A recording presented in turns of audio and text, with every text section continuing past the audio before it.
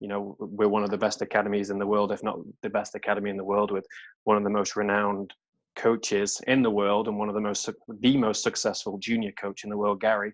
It's, we set the bar very high, and we're gonna keep the standard very high, and the kids know that from day one. Hello and welcome back to Making the Turn. I'm your host, Vince Drahman. Today we've got episode 4 for you guys, A Day in the Life at a Golf Academy with Matt Walton.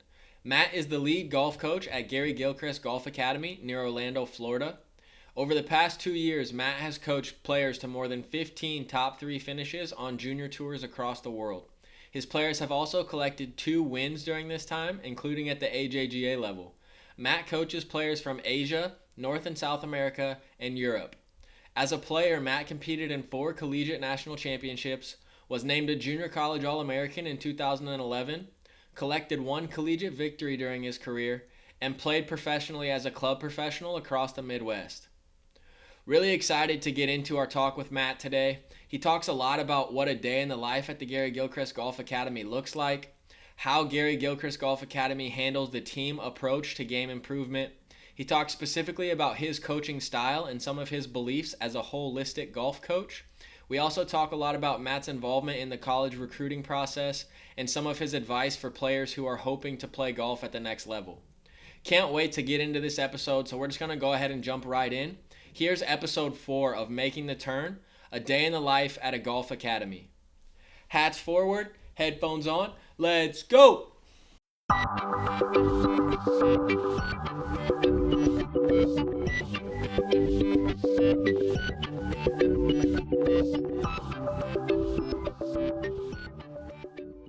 Joined today by Matt Walton. Thanks for coming on the podcast today, Matt. Yeah, thanks a lot for having me. Of course. Really excited to be able to get into some of the stuff that you do as a teacher, as an instructor at the Gary Gilchrist Academy. So why don't you start by just kind of introducing yourself, telling everyone a little bit about yourself and some of your background in the game of golf. Yeah, of course. Originally from Lytham St Anne's, England, which is typically known for Royal Lytham, which is one of the Open Championship courses. Moved to the States in 2009 to pursue a career in college athletics, college golf. Come and get my education. Graduated in 2013 from the University of the Cumberlands and was able to play 4 years of college athletics there. 2 years at Wren Lake, 2 years at UC with Vince there for a year or so. After that, after graduating, I went to become the assistant professional at the Legends Golf Club, which is in the south side of Indianapolis, for Ted Bishop, who was at the time he was the vice president of the PGA of America. Worked for him for 2 years or so, and then transitioned more into coaching and instruction, where I ran a small golf performance academy along with a few other people in terms of golf fitness and function and golf instruction. So it was kind of a big team environment there on the north side of Indianapolis, and then sort of 18 months ago transitioned down here into Orlando, coaching at the Gilchrist Academy. So it's been an exciting sort of 5-6 years for me after graduating, and golf for me is more of a lifestyle than it is than anything else. So I'm extremely humbled and blessed to be a part of golf. Yeah, definitely. I think that's one of the coolest parts about a lot of the people that we get a chance to interact with and just in our kind of daily lives is this game has really brought about a lot of opportunities for so many different people. And it's so cool to be able to see that and to have people be able to share their experiences on platforms like this. Yeah, absolutely. Go ahead and talk just a little bit about how you kind of came into working at the academy. Obviously, you were teaching and instructing in Indianapolis, and then all of a sudden make a big move down to Florida to a place that's very well known and a pretty big job. So talk about how that process kind of went for you, how it all came about. Yeah, well, it was just an opportunity that kind of came across my desk at the time when I was in Indianapolis, and something that for me, coaching is a little bit more of a holistic approach to the game. You're trying to, rather than just being an instructor, where a lot of the time in Indianapolis I spent a lot of time on full swing.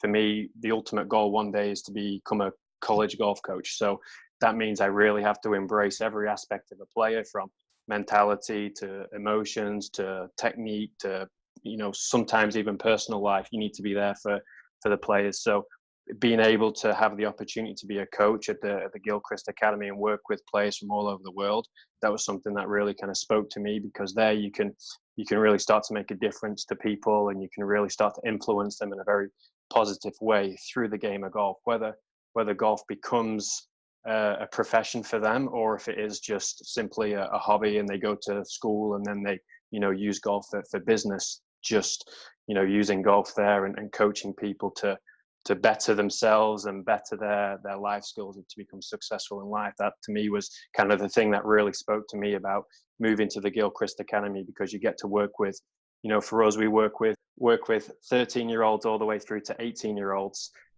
So, it's a very crucial part of their lives, and enabling them to develop through the game of golf is, for me, was something that really spoke to me about that position at the Gilchrist Academy. Yeah, that's awesome. And obviously we want to get into a little bit of what kind of a day in the life looks like for some of those students, but why don't you just start by giving us kind of a brief overview of the academy, kind of how it's set up, how many players are there, how big the staff is, and then kind of how your role is as well. Are you working with specific group of kids for the whole entire time they're there, or are you instructing all the kids at different times? How is everything kind of set up down there? Yeah, well, first of all, we have about 50 to 55 kids. All of those are pretty much full-time players. So basically what that looks like for them, just to kind of what their daily life would be, they would go to Montford Academy, start class at 8 a.m. So they get their education as they progress. Class from basically 8 to 12:15, grab lunch, get to the golf course by about 1:15. Training starts promptly at 1:30. And then basically we then train from 1:30 to 5:30, Monday through Friday. And then on the weekends, we give them the option to go off site and play golf to different golf courses around the Orlando area, or they can practice on the Saturday and Sunday mornings if they feel like they need to. If that's the case, if there isn't a tournament, but typically tournaments would be on the weekends. So for the players that do compete in the competitions, that's when we would travel to. The majority of them are done within Central Florida, but sometimes, we do have to kind of, go out of state and travel a little bit. Back in November of 2018, I took a group of 6 players down to Colombia, which was good, and it's a great experience for myself and for the other kids as well. So we typically have a coaching staff of about 10 to 12. So we've got a great team around us. And then we have some of our office administrators that work in, kind of do a lot of behind the scenes paperwork, which is, very important, because without each other, none of us would be very functional. So it's, it's a great team effort really at the end of the day, because it's, we both rely on each other, and, it's really important just to the success of the students and obviously the academy. So. Yeah, for sure. Talk to me a little bit about, let's kind of get into what happens when you get a new student, how that process kind of works, what it looks like, obviously, and then how often that happens as well. I don't know if you guys are like accepting people at each semester, or if people are coming in kind of on a flowing basis. And then when you get a new student, especially from your perspective as a coach, what that looks like, trying to get to know them and get to know their game. Yeah, well, typically new students will come in the start of spring semester, which is typically the first couple of weeks in January, and then again towards the end of August for the start of fall. Typically a process for us is we'll do an assessment week. So we run every student will go through Drahman combine. We put them through body track just to kind of get an idea of how their body moves. We put them through K-Vest to understand their sequencing.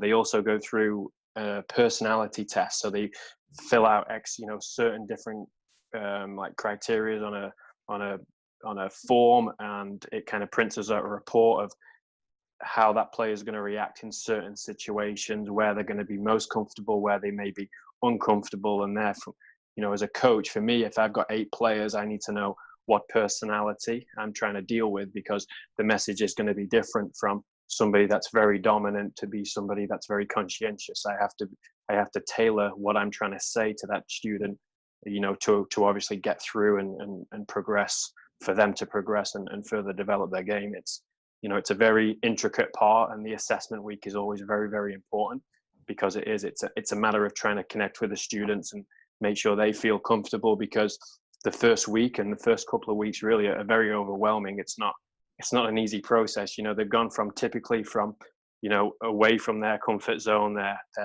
home country, their home club, their friends, to a new environment, which is, it's competitive, and it's not easy. And, we set high expectations and high standards. We're one of the best academies in the world, if not the best academy in the world, with one of the most renowned coaches in the world and one of the most successful junior coach in the world, Gary. It's, we set the bar very high, and we're gonna keep the standard very high. And the kids know that from day one, and it's important that we hold them accountable to that each day. Yeah, definitely. And I think including that personality test in the assessment is something that I've never heard of before, but it definitely makes a lot of sense. It gives you that information up front, instead of having to kind of take a couple of weeks or maybe even a couple months with some students to get a feel for how they best react. You have that information right in front of you from the beginning. And so that's really cool to be able to bring that into the everyday assessments that you guys do. Yeah, absolutely. So we talked about kind of the team of coaches that you guys have built. From your perspective as a coach, one of the things we talk about a lot on the channel is making sure that as a player, you build yourself a team around you of people who are going to help you reach that next level, coaches who are able to work together and build you towards those goals in everything that you do.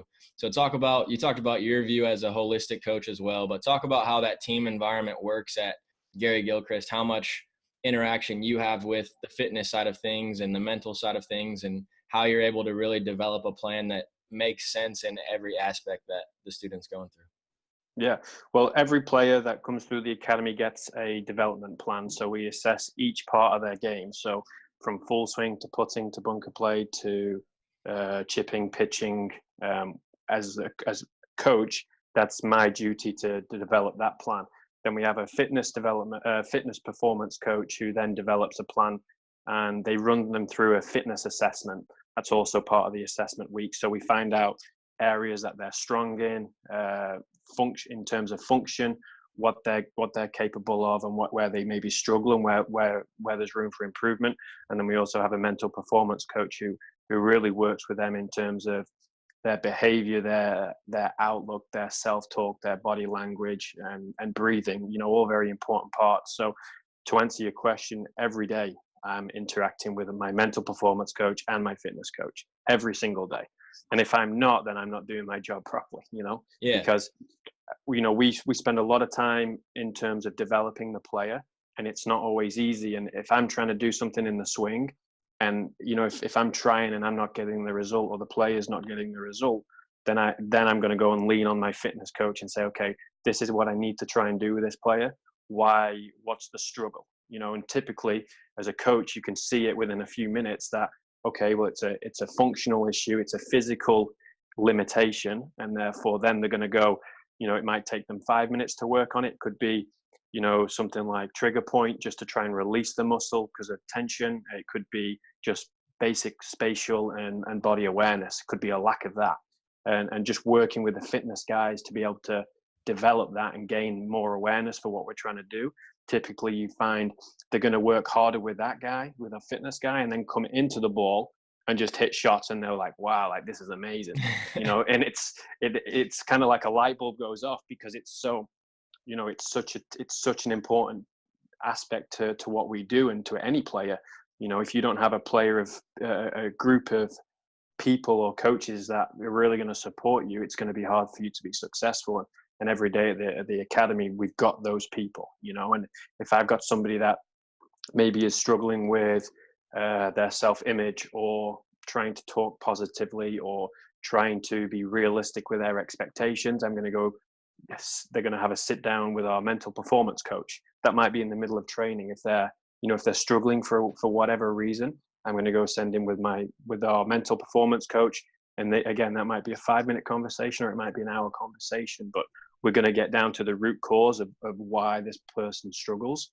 And that's going to be then the barrier that we break down, and then build that player back up to where they need to be. For sure. That's awesome to hear. And it's awesome to hear that obviously in the setup you guys have, it's communication every single day, because that is so important.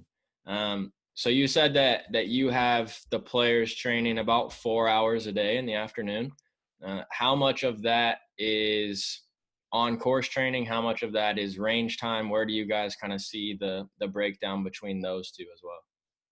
Yeah, good question. So let's say a typical week, non-tournament week, we would do, um, so let's say Monday, Wednesday, Friday, I would be on the range, and we would split the time where I would do 90 minutes, for an example, 90 minutes full swing, 90 minutes bunker play.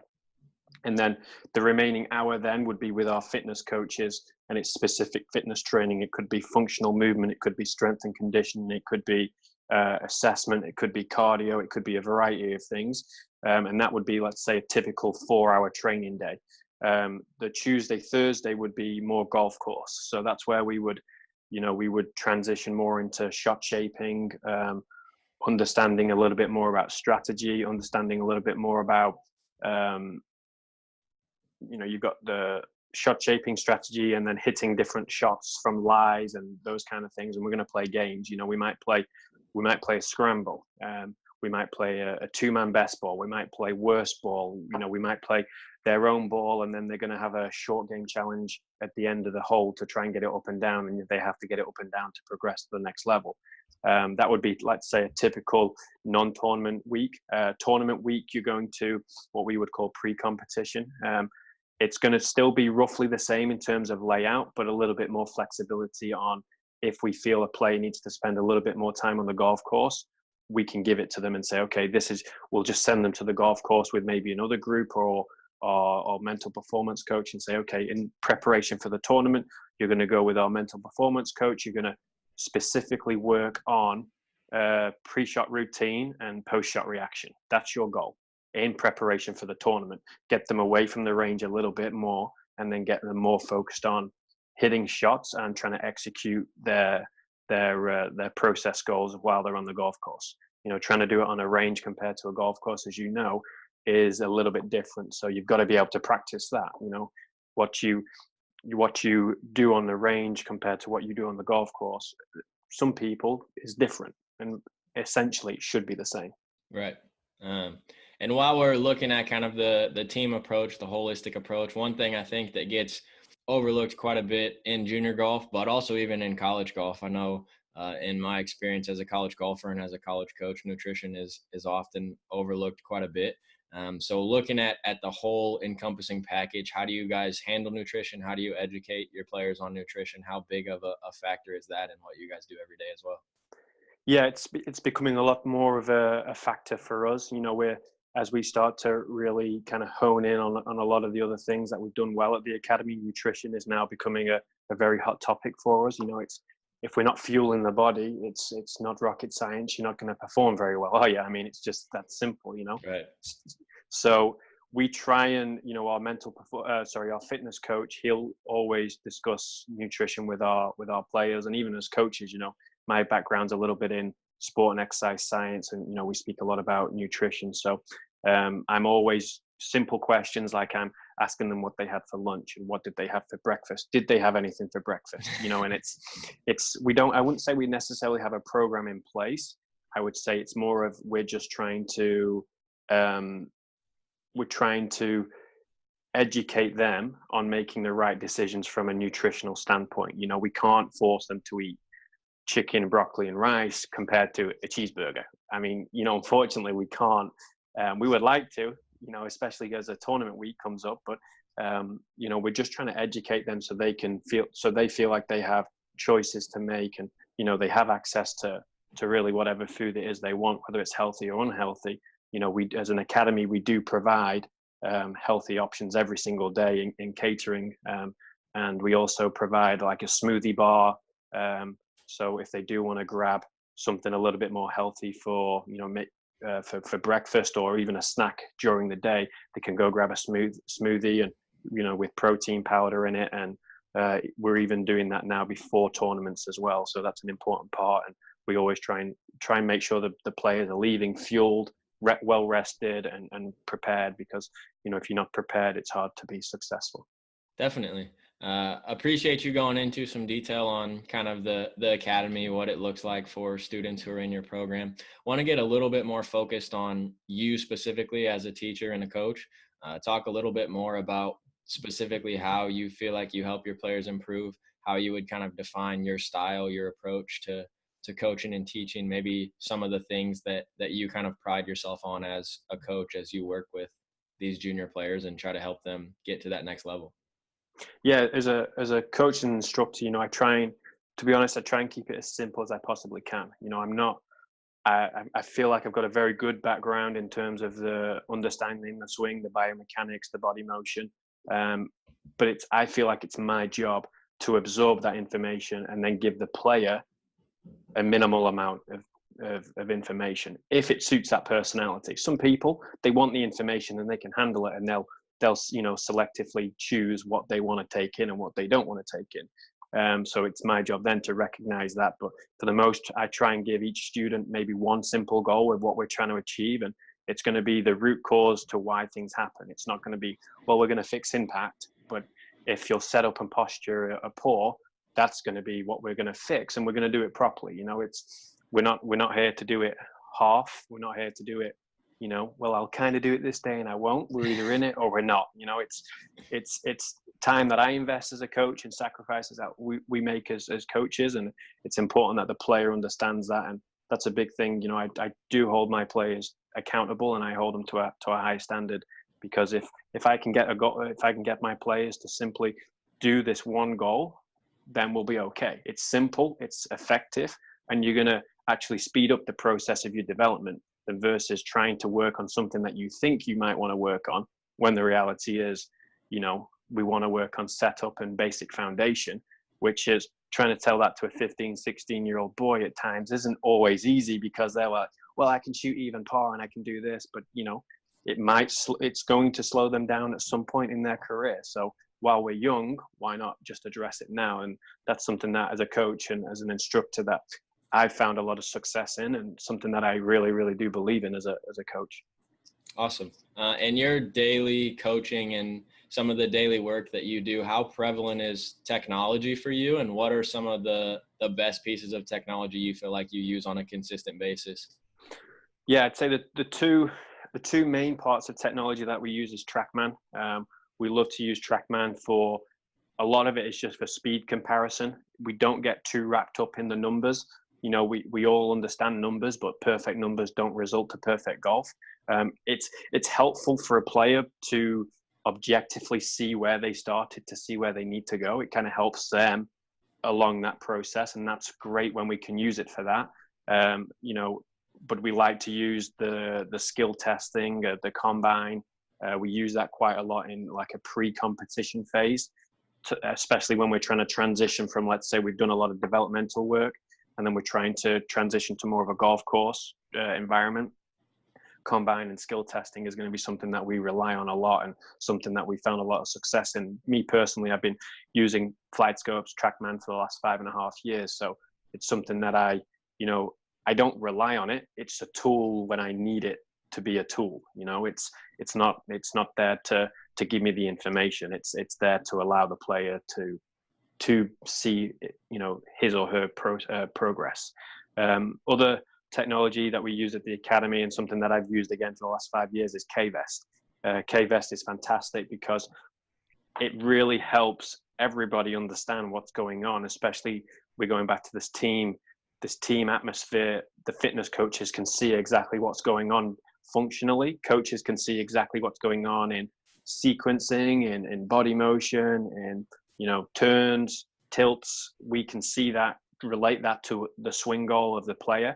Fitness can relate how the body moves to their fitness goals, and then it's something that is a very useful tool, and something again that most of the players like it because they can see it. They can see where they started, and they can, once you clearly explain the goals, a player can kind of see over time, well, are they getting there? And it's nice sometimes as a coach, because if a player is getting there, then you can show them, put them back on. You can see some of their improvements, hopefully more green than red, hopefully start to see the sequencing improve a little bit in terms of 1, 2, 3, 4.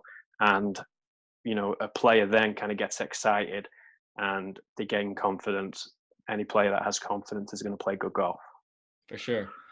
One thing from an instruction standpoint that I always think is difficult, and when I get the chance to talk to coaches, I always try to ask maybe some of the methods or things that they implement to try to help the process along. But when you have a student who you've been teaching more in a range session, you're working on something that's maybe a little bit more technical, how do you try to help them transition that to the golf course without getting super technical while they're trying to play?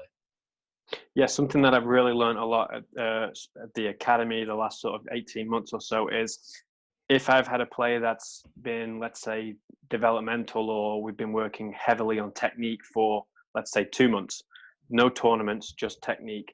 We're going to, it's about a 2 week process for us to try and get them out of that mindset into more of a playing mindset. Um, Typically one of the first things we'll try and do is put them on Drahman, try and get them to start to see more of, implementing routines, trying to stay a little bit more process orientated in terms of my routine, and then allowing the outcome to come. Once we've done that on the range, we'll then transition to the golf course.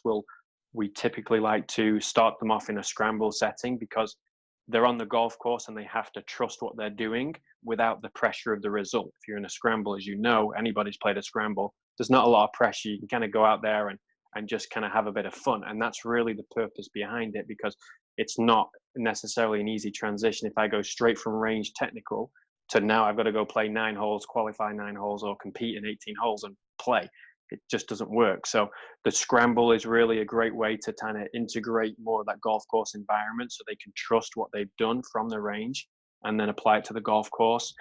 From there, we might do a best ball with that player. They'll play 2 balls and they'll simply play their best ball until they complete the hole for 9 holes. Try and set them a target of, it might be even par or under par, depending on the style and the level of player. And then from there, we will then probably play like a 9-hole small qualifier, or a 9-hole event where I'm going to require, as a coach, I'll require them to post me a score, and then it'll be an 18-hole. And it's kind of a 2 week process.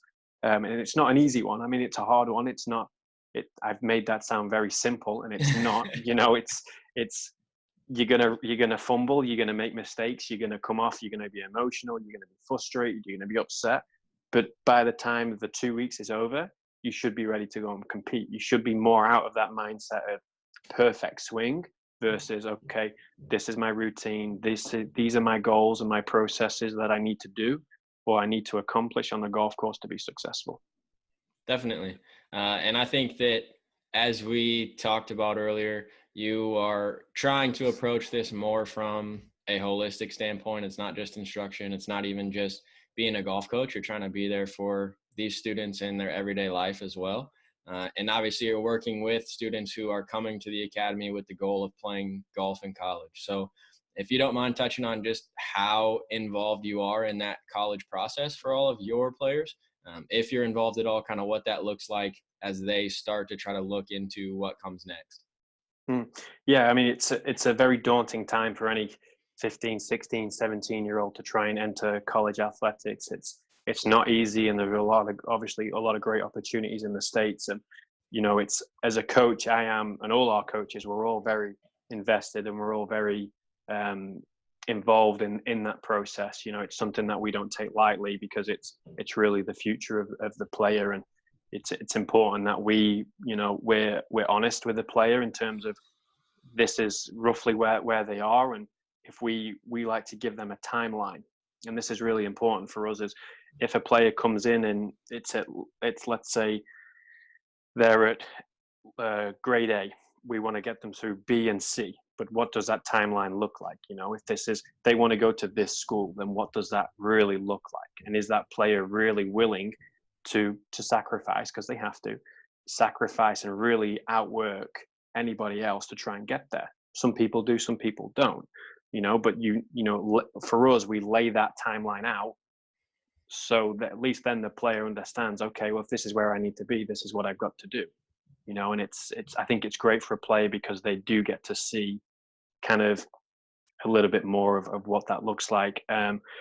We try and communicate with as many college coaches as possible as coaches. We are on the phones, on emails as much as possible. We do have a college assistant program at the academy. So one of the employees is able to help with the NCAA and a lot of the behind the scenes paperwork. That's not easy, and that's very, very important. And obviously making phone calls to college to college coaches, attending tournaments, and just trying to network. We have a team of people behind them, and each player to try and get them to hopefully their dream school. And if it's not their dream school, then something that they're extremely happy with, and that's something that they feel they can still achieve their goals, whatever that may be. For sure. And as you talk to the players that you're working with, as you look at some of the players that maybe you have, or even just junior golfers in general compared to college golfers, it's not always a black and white answer, but are there maybe a few key pieces or key components, whether that be in the golf game or maybe from a mental and maturity standpoint, that you think are important for junior golfers to start to work on as they get prepared for college? Yeah, absolutely. I think kind of touched on it, and something that I'm really big on is accountability, taking ownership of your actions. To me, I don't care what age you are, you need to take ownership of your actions. It's that simple. It's from the things of how you react on a golf course, to how you react at practice, to what you post on social media, to how you interact with people in restaurants. It's small things, but it's a massive life skill that I don't think you can develop early enough. You look at any program, no college coach wants to have somebody that they can't trust, that they can't put in public and worry about them. The images of universities is too important to have one person outstep or try and become bigger than a university. It's always something that I preach to my 8 players, just being accountable and taking ownership. Also, another thing is for me is trying to help them, or trying to direct them in terms of helping them find their own purpose. Sometimes that's not necessarily golf. That might be in business. It could be in, friendships, anything. Just trying to help a player just figure it out. It's not easy. As a player, as a junior and player, I never really had anybody to, I would say, look up to, or say, oh, I want to be like that person. I had a lot of influential people in my life growing up, but for me, I really want to try and help people kind of figure it out a little bit. It's, for me to get to the States, it was not an easy journey, and I've got obviously my parents to thank for it, but I wish I would have started that process at 15, because I felt like my journey may have been a little different. Instead of starting at 18 and then being in the States 10 months later, it's a little bit of a difference. So for me, if allowing that player to find that purpose, whatever it is, that to me is another big thing that I try and preach, and something that I really do, value and believe in. Yeah. Funny that you would speak on that, because it actually kind of tees up my next question for me. But definitely want to talk about your podcast that you got a chance to start at the end of 2018, called Define Your Purpose. You can find it on iTunes. Give the listeners just a little bit of insight into that, maybe why you started it, what you hope to get out of it, and if they tune into a couple episodes, what they can expect to hear from you. Yeah, well, to answer your last question, what they're going to hear is it's going to be the truth and it's reality. The podcast it's not going to be edited perfect. It's not going to be, make you feel good. It's a reality podcast. I'm going to tell you roughly from my own experiences, from my own research, roughly what you're going to expect. It's geared really towards junior development. That's from middle school, high school, and college athletics. It's going to be to enable you to be a better golfer. That's really why I'm trying to do it. There's a lot of information out on golf and different things and the technique, and I don't necessarily speak about technique on the podcast. I speak a little bit more about some of the topics I've already done is about quality practice, what that means, what that looks like, what it's like to be coachable. Big one for me is are you coachable as a player? And then the third one that I've got out is just a little bit about my own journey, something that I think everybody needs to know a little bit about, just my own background before you start listening to me and trying to invest some time. So I wouldn't say I've got like a necessarily tangible thing that I want to get out of it. It's a hobby that I love. I love talking about golf. I've already explained it. Golf to me is a lifestyle. It's not a job. It's not a career. It's something that I've invested in. And 9.5 years ago, I moved from England to America for golf. I've tried to make some pretty big sacrifices myself, and just to have the opportunity to try and help people, help youngsters, help juniors to be the best they can be. That's really why I've tried to do it. And like I said, to start off, it's pretty real. It's pretty raw. Yeah, no, it's good. It's good. I got a chance to listen to the episode about purposeful practice, and it was really good. You can take a lot out of it. Now we get to a part in the show that's a little bit more fun, something that we like to do to kind of give a little break before we wrap up, but something that's going to give people a little more insight into some of you as a person instead of just the coach or some of the stuff we've talked about today. So this segment is called the Twilight Nine. We like to compare it to playing 9 holes in the evening of the summer, trying to get it in as quick as possible. So I'm going to go through 9 questions. I just want you to give me the first answer that pops into your head, and we're just going to kind of fire through them real quick. Sound good? Awesome. So why don't we start? What's your lowest tournament score? 65. It was in Tennessee when I was at UC. Nice. What's your go-to pre-round meal? Definitely pasta. Love pasta. Your favorite on-course snack? Probably like the nuts and the M&Ms and the raisins, like a trail mix. Yep. I know you're big into biking, so this may not be gym, but it may be pre-ride. But what's your pump-up song before you get into the gym or before you hop on your bike? I wouldn't say I have a pump-up song. I have a pump-up station on Pandora, and it's like the club mix, and it just goes on my bike, and I just ride. What is the hardest or least favorite exercise that you do in the gym? Single leg squats. Hate them. As a player, you get to the golf course 10 minutes before a tournament round. What do you do? I would go from 6 feet and in on the putting green and try and make 8 in a circle. What's your golf brand of choice? Callaway. What's the best movie of all time? Oh, good one. Has to be Batman, probably Dark Knight. Nice. And then what's your favorite sports team? Man United. Nice. Football team. Yeah, knew that one. All right, so that was the Twilight Nine here on Making the Turn. Appreciate you having some fun with us, giving us some of those answers. Before we let you go real quick, a couple more questions. I know we've touched on it quite a bit, but I just want to kind of hammer the point home. For those junior golfers who are looking to play in college, who are looking to get to that next level, what would be your biggest piece of advice to them? What would be the one thing that if they could only focus on one thing trying to get prepared for college golf, what would you tell them to focus on? I mean, this is a pretty big thing. I won't say it's very specific, but you've touched on it, and it's finding a team that believes in you and your dreams. By far the biggest thing. It doesn't matter if you've got the greatest swing coach in the world. If you don't have a team of people that believe in your goals and that believe in your vision, it's going to be very, very difficult, because you can't expect them to invest the time into you if they don't believe in you. So finding a team that really believes in you is by far one of the biggest things that I'd be looking for if I was a junior golfer. Awesome. And then where can people follow along with you at? Where can they learn more about you and your teaching, kind of follow what you're doing at the Academy?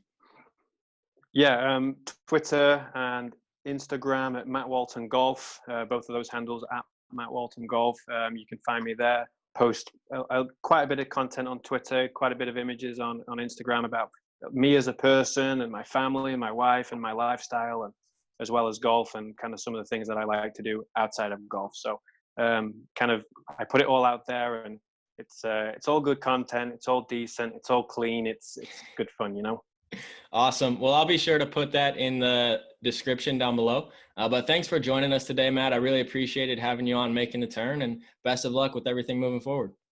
Yeah, I appreciate the opportunity, and thank you. Keep doing what you're doing. That wraps up today's episode. I want to give a huge shout out to Matt Walton for coming on the Making the Turn podcast today. He did a great job of breaking down a day in the life at a golf academy, as well as giving us some insight into his beliefs as a holistic golf coach.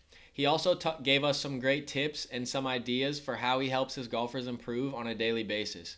If you liked what Matt had to say, please be sure to check out his Define Your Purpose podcast. You can find it in the Apple Podcast app. Also, please be sure to follow along with Matt on social media. I'll leave his handles down in the description box below. Thank you guys for stopping by. Thank you for your continued support of Making the Turn and of Vince Drahman Golf. Can't wait to continue bringing you guys great videos. Hit that like button, share this episode with some friends, and hit the subscribe button if you're new. We're really excited that you guys are here. Can't wait to see you next week for episode 5 of Making the Turn. This is Vince Drahman Golf, and I'm out.